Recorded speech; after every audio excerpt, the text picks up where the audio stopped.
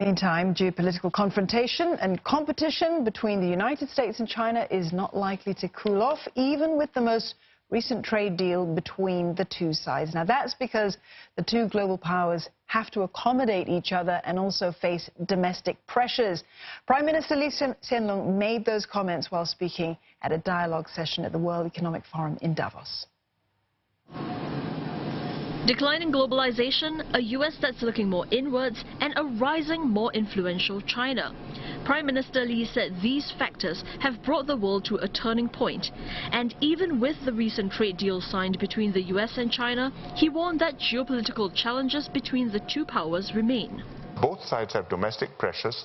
Both sides primarily are calculating the next election or the next domestic political succession, and those domestic pressures do not naturally factor in a global strategic stable balance.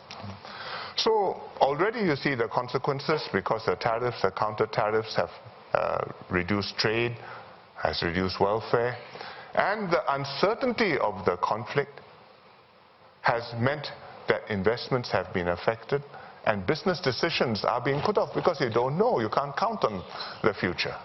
But Mr. Lee added that there are silver linings, especially in the global tech scene. For instance, he cited Google, Amazon and Microsoft as tech giants who were not dominant 20 years ago but are today major players. He said remaining invested in the sector could generate new opportunities in the future.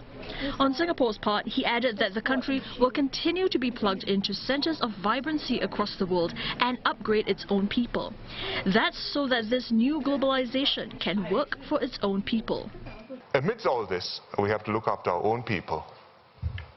Make sure that all these good things which happen in the world benefit not just Singapore, but benefit Singaporeans across the board, so that they are able to take advantage of the jobs we create, so that they are able to fend for themselves against global competition, so that if one industry is declining, which will happen from time to time, the people there are given the help and the support and the time to gain new skills and transfer their employment to another industry, another job, and be able to make a living for themselves, and not feel that they are fending for themselves on their own and that the system is not on their side.